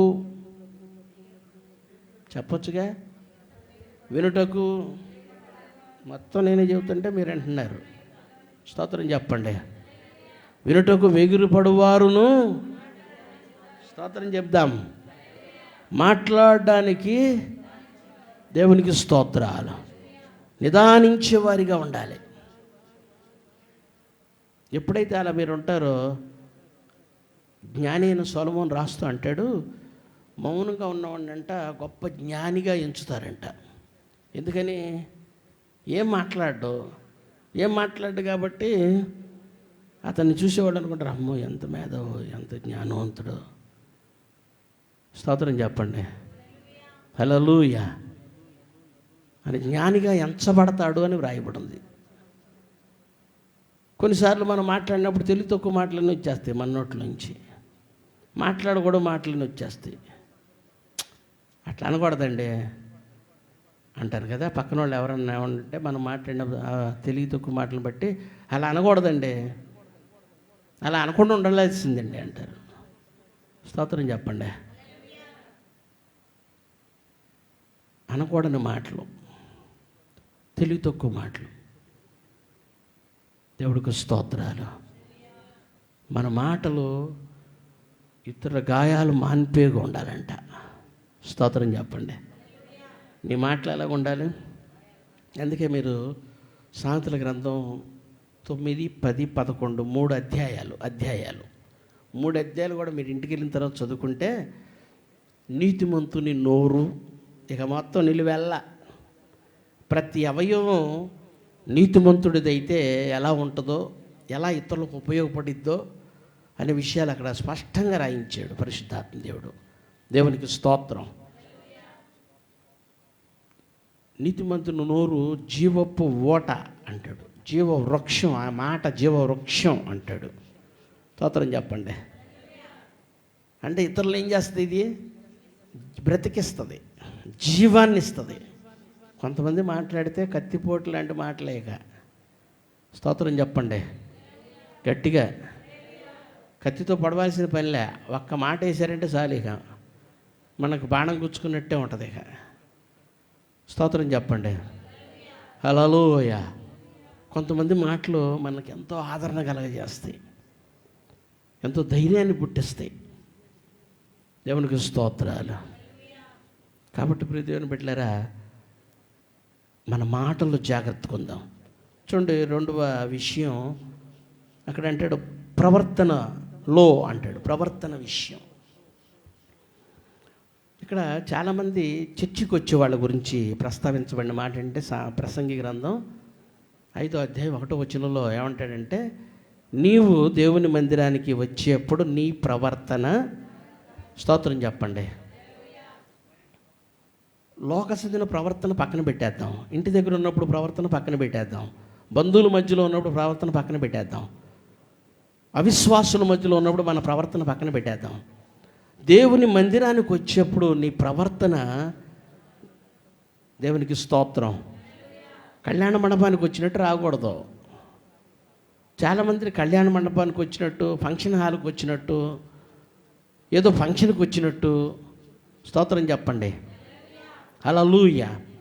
ప్రవర్తన గురించి చెప్తున్నా. మంచి డ్రెస్ వేసుకోవడం తప్పులేదు, మంచి బట్టలు కట్టుకోవడం తప్పులేదండి. మీకు ఉన్న దాంట్లో మంచిగా మీరు సిద్ధపడటంలో తప్పులేదు, మంచిగా కనపడటంలో తప్పులేదు. దేవుడికి స్తోత్రాలు. అర్థమవుతుందా? కానీ నీవు వచ్చే ప్రవర్తన ఉంది చూసావా, దేవుడికి స్తోత్రాలు. ప్రవర్తన జాగ్రత్తగా ఉండాలి. చాలామంది వస్తారు, వాళ్ళు అనాలోచితంగా ఉంటారు ఇక్కడ. దేవుడికి స్తోత్రం. ఎలా ఉంటారు? ఎందుకు వచ్చారో అర్థం కాదు, ఏం చేస్తున్నారో అర్థం కాదు, వాక్యం వింటున్నారో లేదో అర్థం కాదు. దేవుడికి స్తోత్రాలు. అనాలోచితమైనటువంటి ప్రవర్తన. అదే సమయంలో నువ్వు ప్రార్థన చేసేప్పుడు కూడా అనాలోచితంగా ఏది దేవుని సన్నిధిలో, స్తోత్రం చెప్పండి, అనాలోచితంగా అంటే స్పృహలో ఉండి మాట్లాడాలి అని అర్థం. నువ్వు స్పృహలో ఉండి ప్రార్థన చేయాలి, స్పృహలో ఉండి దేవుణ్ణి అడగాలి. చాలామంది స్పృహను కోల్పోయినట్టుగా ఉంటారు, వాళ్ళ మాటలు, వాళ్ళ ప్రవర్తన. దేవునికి స్తోత్రం. కొంతమందికి అయితే నిద్రా కేంద్రం ఇది. ఏంటిది? నిద్రా కేంద్రం. స్తోత్రం చెప్పండి. వచ్చేసేయటం. దేవుడి చిత్తం అయితే, దేవుడు కనికరిస్తే ఒక ఏసీ మందిరం కట్టాలనుకుంటున్నా, అప్పుడు ఇంకా బాగా నిద్రపోవచ్చు. దేవుడికి స్తోత్రం. హల్లెలూయా. అర్థమవుతుందండి. అపవాది కూడా అనుకుంటాడు, అపవాది అందుకే కంగారు ఉండదు. మనం చర్చికి వచ్చినా పెద్దాడికి ఉలుకు పెరుగు ఏమి ఉండదు. ఎందుకని? నా క్యాండిడేటే, అక్కడికి వెళ్ళినా సరే నిద్రపోద్ది, ఇంట్లో ఉన్న నిద్రపోద్ది, ఎక్కడికి వెళ్ళినా సరే నిద్రే పోద్ది. కాబట్టి నేను దిగులు పడాల్సిన పనే లేదనుకుంటాడు. దేవుడికి స్తోత్రం. ఈ మనిషిని చూసి పక్కన వాళ్ళకి నిద్ర వచ్చేస్తుంది కదండి. దేవునికి స్తోత్రం. ఆ మనిషిని చూసి పక్కన వాళ్ళకి ఆవలింతలు వచ్చేస్తాయి. దేవుడికి స్తోత్రం. హల్లెలూయా. ఇది భయంకరమైన విషయం అన్నమాట. దేవుని సన్నిధికి వచ్చినప్పుడు భయంతో, భక్తితో కూర్చోవాలి, భయంతో ఆలకించాలి. నువ్వు ఎప్పుడైతే ఆ మాటలు ఆలకిస్తూ ఉంటావో అప్పుడు ప్రభు నీ హృదయం తెరుస్తాడు. ఊరికి నీ సంవత్సరాల తరబడి వచ్చి వెళ్ళిపోతున్నారు కొంతమంది. దేవుడు వారి హృదయాలు తెరవట్ల, మనస్సే తెరుస్తున్నాడు. మనస్సు గాయపడుతుంది. స్తోత్రం చెప్పండి. చూసారా ఎంత మాట అన్నాడు పాస్టర్ గారు? నా గురించి అన్నాడు, ఇది ఇది ఎవరు విన్న మాట? ఇది మనసు విన్న మాట. స్తోత్రం చెప్పండి. అర్థమవుతుందా? నీ హృదయం వినుంటే నీకు గాయం కలగదు, బాధ కలగదు, నొప్పి అనిపించదు, నీకు నీ గురించి చెప్పానని అనిపించదు. కారణం ఏంటంటే ప్రభు నీ హృదయం తెరుస్తాడు. దేవుడికి స్తోత్రాలు. లూదియా దైవజనుడు చెప్తున్న మాటల మీద లక్ష్యం ఉంచగానంట దేవుడు ఆ హృదయం తెరిచేశాడంట. గట్టిగా స్తోత్రం చెప్పండి. హల్లెలూయా. ఆ తెరవబడిన హృదయంలోనికి దేవుని వాక్యం వెళ్ళింది. వాక్యం క్రియ చేయడం మొదలుపెట్టింది. ఈరోజు నువ్వు నీ కుటుంబం ఎక్కడికి పోతారు? ఒకవేళ దేవుని పిలుపు వచ్చినా, దేవుని రాకడొచ్చినా అని మాట్లాడగానే వెంటనే లూదియా తెలుసుకుంది, నిజమే, నేను పాపిని, నా భర్త పాపి, నా పిల్లలు పాపులు, మేమందరం నరకానికే పోతాం, కాబట్టి నరకానికి వెళ్ళకూడదు, నరకంలోంచి మేము జీవ మార్గంలోకి వెళ్ళాలి అనుకున్నది. వెంటనే వెళ్ళి బాప్తీసం తీసుకోవడానికి సిద్ధపడింది. స్తోత్రం చెప్పండి. ఆమె బాప్తీసం తీసుకోవడం మాత్రమే కాదు, ఇంటెల్లాదులు బాప్తీసం తీసుకునే వరకు నిద్రపోలా. స్తోత్రం చెప్పండి. హల్లెలూయా. ఈరోజు మనోళ్ళు చాలామంది వాళ్ళు అనుకున్న విషయాలు చేసే వరకు, వాళ్ళు అనుకున్నది తెచ్చే వరకు, వాళ్ళు అనుకున్నది సాధించే వరకు నిద్రపోరు. స్తోత్రం చెప్పండి. కానీ అమ్మ పిల్లలు చర్చికి రాలేదేంటి అంటే 100 కథలు చెప్తారు. ఏమ్మా మీ ఆయన చర్చికి రాలేదేంటి అంటే 100 కథ చెప్పుద్ది. స్తోత్రం చెప్పండి. అర్థం ఏంటంటే నీ భర్త పరలోక రాజ్యం రావటం నీకు ఇష్టం లేదనమాట. స్తోత్రం చెప్పండి. నీ పిల్లలు దేవుని రాజ్యానికి వెళ్ళడం నీకు ఇష్టం లేదు. దేవునికి స్తోత్రం. ఏమంటే 6 రోజులు పడి సంపాదిస్తున్నాం కదా, 7వ రోజన్నా దేవుడి మందిరానికి రావద్దు? అంతకంటే దౌర్భాగ్యం ఏముంటుంది? దేవునికి స్తోత్రం. వస్తున్నావు కానీ రావలసిన విధంగా రావట్లా. అన్న కూడా వచ్చింది అలవాటు ప్రకారం, వాడుక ప్రకారం తన స్థితిని, తన స్టేటస్ చూపించడం కోసం వచ్చింది. దేవుని ఆశీర్వాదం ఏమీ పొందుకోలేకపోయింది. ఆగిపోయిన ఆశీర్వాదం అలాగే ఉండిపోయింది. కానీ ఒకరోజు గుర్తించింది, దేవుడి దగ్గర మన స్టేటస్లో, మన ప్యాటస్లో ఏమంటే ఏది పనికిరాదని గుర్తించింది. నేను దేవుని మందిరానికి రావాల్సిన విధంగా రావాలి, నా ప్రవర్తనని జాగ్రత్త చేసుకోవాలి అని జాగ్రత్త చేసుకోవటం మొదలుపెట్టింది. దేవునికి స్తోత్రాలు. హల్లెలూయా. దేవుని సన్నిధిలో ఎలా మొర్రపెట్టాలో తను తాను సిద్ధం చేసుకొని వచ్చింది. దేవుడికి స్తోత్రం. ఒంటరిగా రాలా, ఇది కూడా గుర్తుపెట్టుకోవాలి మీరు. తన భర్తను తీసుకొచ్చింది వెనకాల. పాపం ఆయన ఎక్కడ కూర్చున్నాడో ఏమో మాత్రం దేవుడి సన్నిధిలో తెల్లారే వరకు, దేవుడు వినే వరకు, దేవుడు జవాబిచ్చే వరకు దేవుని సన్నిధిలో తన ప్రవర్తన మార్చుకొని దేవుని కనికరం కలిగే రీతిలో, దేవునికి జాలి పుట్టే రీతిలో, దేవునికి కార్యం చేయాలనే ఆశ కలిగే రీతిలో తన ప్రవర్తనను మార్చుకొని వచ్చింది. దేవుడికి స్తోత్రాలు. ఈరోజు ఊరికినే వస్తున్నామంటే మీకేం ప్రయోజనం ఉండదు. దేవుని బిడ్డలారా, నీ ప్రవర్తన జాగ్రత్తగా చూసుకుంటూ రావాలి. హల్లెలూయా. నీ ప్రవర్తన అన్ని జనుల్లాగా ఉంటే ప్రయోజనం లేదు. అన్నలాగానే వస్తా పోతావు, ఏం ప్రయోజనం ఉండదు. నీ కుటుంబ పరిస్థితుల్లో ఏం మార్పు ఉండదు, ఆశీర్వాదంలో ఏ మార్పు ఉండదు, ఆదాయంలో ఏ మార్పు ఉండదు, ఆనందంలో ఏ మార్పు ఉండదు, ఆరోగ్యంలో అసలే మార్పు ఉండదు. దేవుడికి స్తోత్రాలు. కారణం ఏంటంటే ప్రవర్తనలో మార్పు రావట్లేదు. నీ ప్రవర్తనలో మార్పు రావాలి. అందుకే ఇక్కడ దేవుని యొక్క వాక్యం చెబుతుంది, దేవుని మందిరానికి వెళుతున్నప్పుడు నీ ప్రవర్తన, స్తోత్రం చెప్పండి, హల్లెలూయా, ప్రవర్తన జాగ్రత్తగా ఉండాలి. అర్థమవుతుందంటే చూడండి, దినవృత్తాంతాలు 2వ గ్రంథం 28వ అధ్యాయం 1వ వచనంలో దావీదు ప్రవర్తన గురించి రాస్తా అంటాడు అక్కడ. ఒక మాట చదివించి నేను ముందుకు వెళ్ళిపోతా త్వరగా. 28:1 దినవృత్తాంతములు 2వ గ్రంథం 28:1 మూసారు ఏంటి అందరూ? అమ్మా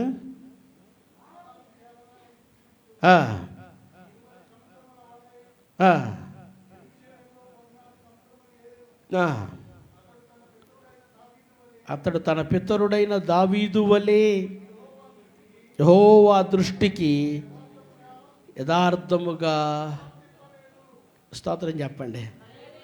అంటే అర్థం దావీదు, గట్టిగా స్తోత్రం చెప్పండి, దావీదు యథార్థంగా ప్రవర్తించాడు.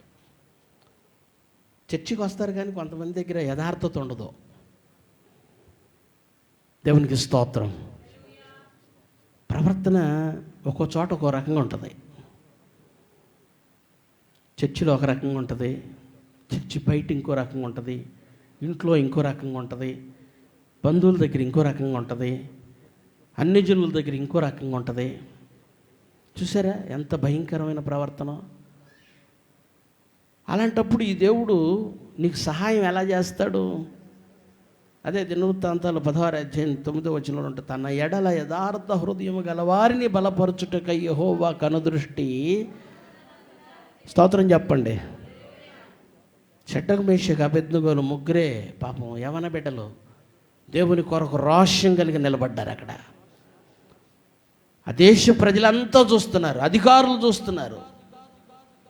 రాజు దగ్గరికి రిపోర్ట్ వెళ్ళింది, ఇదిగో ఆ ముగ్గురు మాత్రం నమస్కారం పెట్టట్లా. చెప్పారా? చెప్పాం. పరిస్థితి ఏంటో తెలుసా? తెలుసు. వాళ్ళకు వేయబడే శిక్ష ఏంటో తెలుసా? అది కూడా చెప్పామండి. అయినా సరే వాళ్ళు ఏం చేస్తున్నారు? నమస్కారం పెట్టమన్నారు. గట్టిగా స్తోత్రం చెప్పండి. హల్లెలూయా. అప్పుడు రాజుగారే రంగంలోకి వచ్చాడు. రాజుగారు అన్నాడు, ఇదిగో షడ్రకు మేషకు అబేద్నెగోలారా, నేను విన్న మాట వాస్తవమేనా? నేను నిలబెట్టిన బొమ్మకు మీరు నమస్కారం చేయలేదంట. యథార్థతకి ఇది గొప్ప నిదర్శనం అండి, గొప్ప ఉదాహరణ. మరొకసారి మీకు అవకాశం ఇస్తాను. ఇదిగో మరలా వాయిద్యాలు వాయించబడతాయి. మీరు ఆ బొమ్మకు నమస్కారం చేశారా? సరే సరే, లేకపోతే నా చేతుల్లో నుండి మిమ్మల్ని తప్పించగల వాడెవడో. నిజమే, ఎందుకంటే ఆ దేశానికి అధిపతి అయిన ఆయన్ను వారించడానికి కానీ ఆయన ఒప్పించడానికి కానీ ఎవడి వల్ల కాదు. దేవునికి స్తోత్రం. అలాంటి రాజు ఎదుట నిలబడి అంటారు, ఇదిగో నెబుకద్నెజరు, దీని గురించిన నీకు ప్రత్యుత్తరం ఇవ్వాలనే చింత మాకు. గట్టిగా స్తోత్రం చెప్పండి. ఎందుకయ్యా వేస్ట్ ఇవన్నీ అంటున్నాడు, అంతే. గట్టిగా స్తోత్రం చెప్పండి. మేము సేవించే దేవుడు మండుచున్న వేడిమి గల ఈ అగ్నిగుండంలో నుంచి మమ్మల్ని తప్పించడానికి, ఒకవేళ తప్పించకపోయినా మేము ఆ బొమ్మకు నమస్కారం ఎందుకని దేవుడిచ్చిన మొదటి ఆజ్ఞ, నీ దేవుడైన యెహోవానైన నేను తప్ప వేరొక దేవుడు ఉండకూడదు. ఆకాశం అందే కానీ భూమి అందే కానీ నీళ్ళ అందే కానీ ఉన్న ఏ రూపాన్ని నువ్వు చేసుకోకూడదు, సాగిల పడకూడదు, నమస్కారం చేయకూడదు. స్తోత్రం చెప్పాలా? ఈ రోజుల్లో మనల్లో విశ్వాసులకి ఉంటే గట్టిగా స్తోత్రం చెప్పండి. ఏమన్నా వాళ్ళు తెలుసా? దానికి నమస్కారం పెడదాం, రాజుగారు సాటిస్ఫై అయిపోతాడు. స్తోత్రం అందాం, దేవుడు సాటిస్ఫై అయిపోతాడు.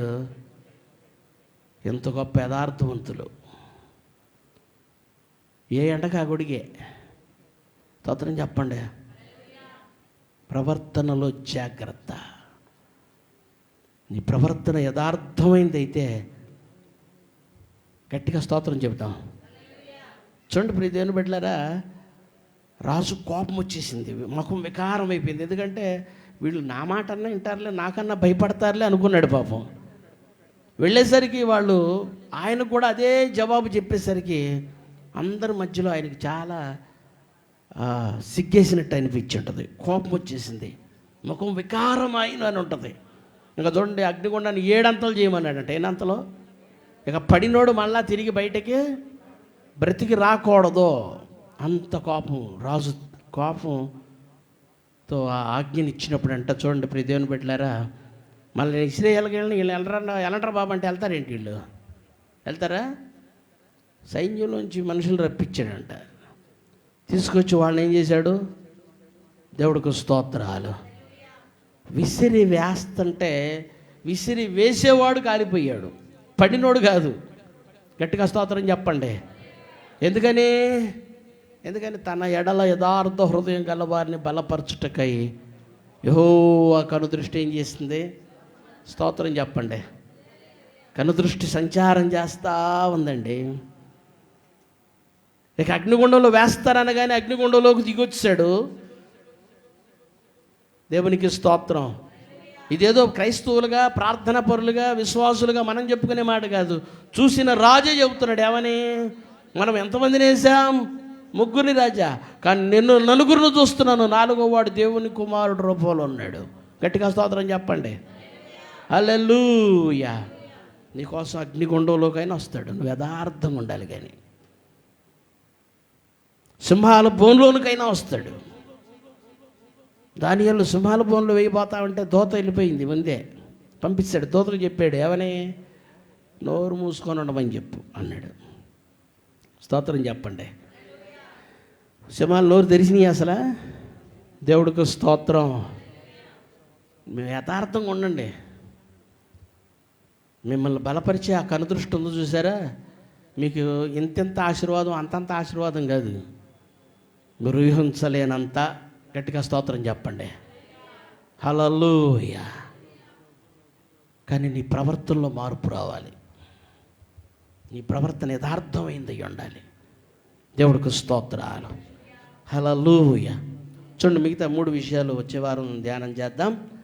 అలాగన దేవుని సన్నిధిలో యథార్థంగా ఎంతమంది అయితే యథార్థవంతుల గుడారం వర్ధిల్లుతుంది ఏమండి? యథార్థవంతుల తల మీదకి ఆశీర్వాదాలు వస్తాయి. యథార్థవంతుల ప్రార్థన 15వ అధ్యాయం సామెతల గ్రంథంలో అంటాడు, యథార్థవంతుల ప్రార్థన ఆయనకు ఆనందకరం. దేవుడికి స్తోత్రాలు. అలాగా యథార్థవంతులు కలిగే ఆశీర్వాదాలు, యథార్థవంతులను ఎలా దీవిస్తాడో, ఎలా ఆశీర్వదిస్తాడో అనేక విషయాలు బైబిల్ గ్రంథంలో రాయబడినాయి. మనం యథార్థవంతులుగా ఉండాలి. మొదట మన ప్రవర్తనలో యథార్థత రావాలి. దేవునికి స్తోత్రం. ప్రస్తుతానికి ఊరికినే ఎవడో నమ్మించాం, ఎవడో మోసం చేసాం, ఎవడో మభ్య పెట్టాం, ఏంటంటే వచ్చిన లాభం? ఏమన్నా మనం ఏమన్నా బ్యాంకులు తోసేవాళ్ళమా? స్తోత్రం చెప్పండి. కొన్ని బ్యాంకులు లోన్లు తెచ్చి ఎగ్గొట్టే బ్యాచ్ చేయమంది. ఏమన్నా ఒక 100 కోట్లు తీసుకొచ్చి ఎగ్గొట్టి కూర్చోండి, తర్వాత సంగతి తర్వాత చూద్దాం. అంత సీను లేదు.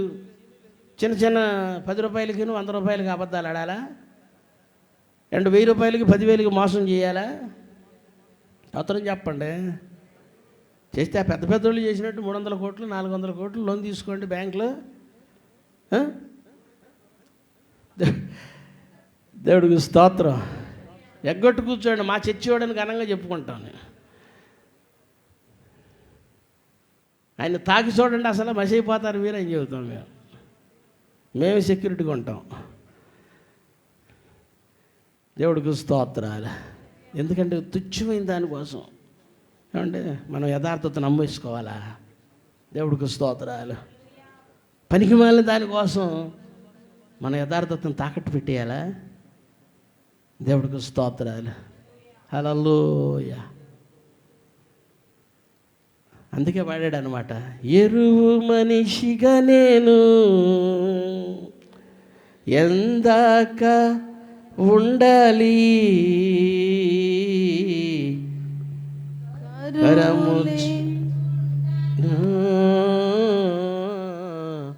కంట నించుమా కరవు లేకుండానా కంట తన్మయము చెందని తండ్రిని సన్నిధి పులకించని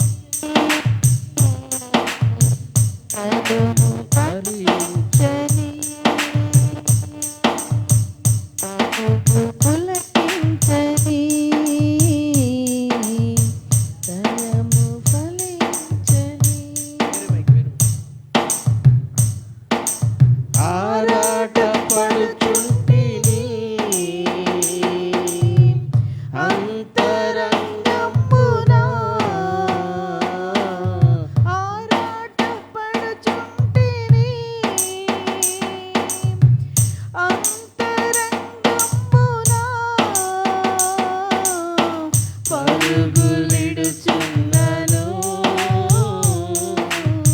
త్వరగా నీ కడకు, పరుగులిడుచున్నాను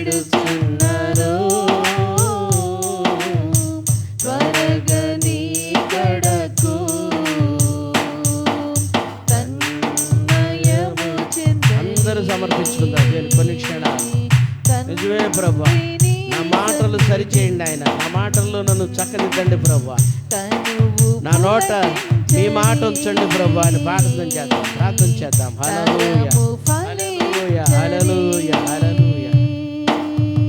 తనువు పులకించని ప్రతి ఒక్కరు అయ్యా నా ప్రవర్తన నీకు అనుకూలమైందిగా, నీ దృష్టిలో యథార్థమైందిగా ఉండడానికి సహాయం చేయి ప్రభా అని చిన్న ప్రార్థన చేద్దాం. ప్రతి ఒక్కరు ఎవరు మానుకోండి, ప్రతి ఒక్కరు నోరు తెరిచి నీ నోరు బాగా తెరువు, నింపుతానని సెలవిచ్చింది దేవుడు.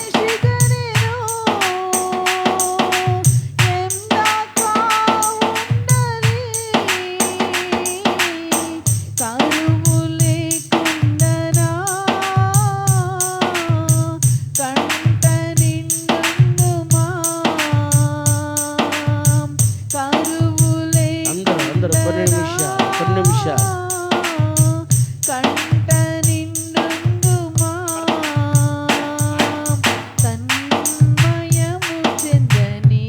ప్రతి ఒక్కరు దేవుని సన్నిధిలో మాటల విషయంలో ఒకవేళ తప్పిపోతున్నామో ప్రియ దేవుని బిడ్డలారా, ప్రవర్తన విషయంలో తప్పిపోతున్నామేమో, ఈరోజు తిమోతిని హెచ్చరిక చేసినటువంటి దేవుడు నిన్ను నన్ను కూడా హెచ్చరిక చేస్తున్నాడు. ప్రతి ఒక్కరూ దేవుని సన్నిధిలో మనల్ని మనం సరి చేసుకుందాం, మనం చక్కదిద్దుకుందాం.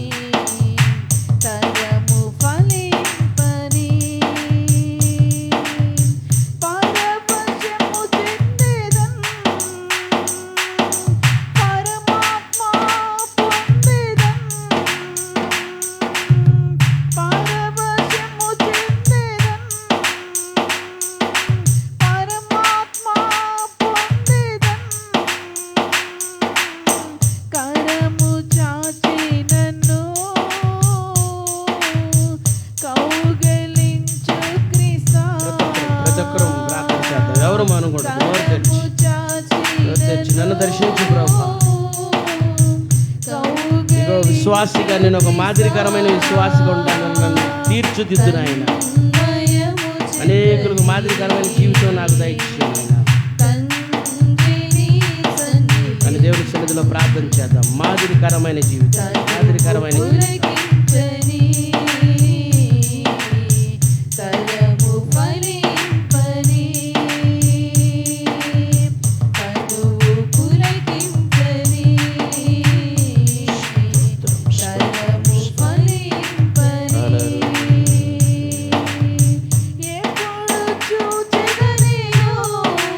ప్రతి ఒక్కరూ ప్రార్థన చేద్దాం. ఎవరు మానకూడదు. పరిశుద్ధాత్మ దేవుడు నీతో సూటిగా తేటగా మాట్లాడావు. ప్రతి మాటను బట్టి దేవుని సన్నిధిలో నువ్వు లెక్క చెప్పవలసిన వారమై ఉన్నావు.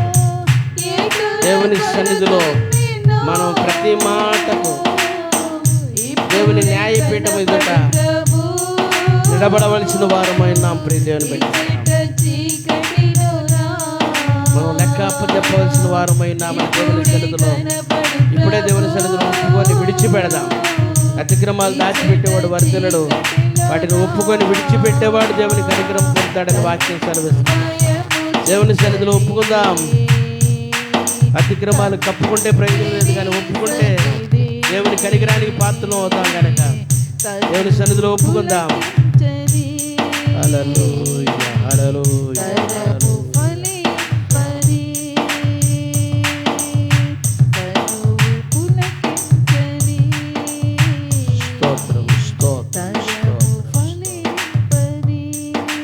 ప్రార్థన చేసుకుందాం. పరిశుద్ధుల వందనాలు తండ్రి, ఇప్పుడు కృప చూపించారు, అందుకు స్తోత్రాలు. ఇగో ఈరోజు తిమోతిని మా ఎదుట ఉంచినందుకు స్తోత్రాలు. దైవజనుడైన పౌలు ఇగో తిమోతిని హెచ్చరిక చేస్తూ, ఇగో నీ యవ్వనాన్ని బట్టి ఎవరిని నిన్ను తృణీకరించనీబాకు, కానీ ఇదిగో నువ్వు మాటల్లో అలాగనే ప్రవర్తనలో నువ్వు మాదిరిగా ఉండాలి విశ్వాసులకు అని చెప్పబడినట్టు ప్రియ దేవుని బిడ్డలారా, ఆ యొక్క ప్రవర్తన విషయంలో, మాటల విషయంలో మనల్ని మనం సరిచేయమని దేవుణ్ణి అడుగుదాం. హల్లెలూయా, హల్లెలూయా. పరిశుద్ధ వందనాలు తండ్రి, ఇప్పటివరకు కృప చూపించారందుకు స్తోత్రాలు. ఆయన మీరు ఇచ్చిన మంచి ఉదయకాల సమయాన్ని బట్టి స్తోత్రాలు. వాక్యం ఉన్నటువంటి ప్రతి బిడ్డను మీరు దర్శించారని నమ్మి స్తుతిస్తున్నాం. ఎగో తండ్రి, దైవజనుడు మాదిరిగా ఉండగా విశ్వాసులందరూ మాదిరికరమైన జీవితం కలిగి ఉండడానికి కృప చూపించి మహిమ పొందుకోమని ప్రతి ఒక్కరిని మీరు దర్శించినందుకు స్తోత్రాలు చెల్లిస్తూ, ఇగో ప్రతి ఒక్కరూ హృదయంలో ఈ వాక్యం ఫలింపనివ్వమని తండ్రి మీకు స్తోత్రాలు. ప్రతి ఒక్కరూ తండ్రి ఇగో మాటల్లో జాగ్రత్త కలిగి, ప్రవర్తనలో జాగ్రత్త కలిగి ఉండడానికి కృప చూపించి మహిమ పొందుకోమని యేసు నామములో అడుగుతున్నాం తండ్రి.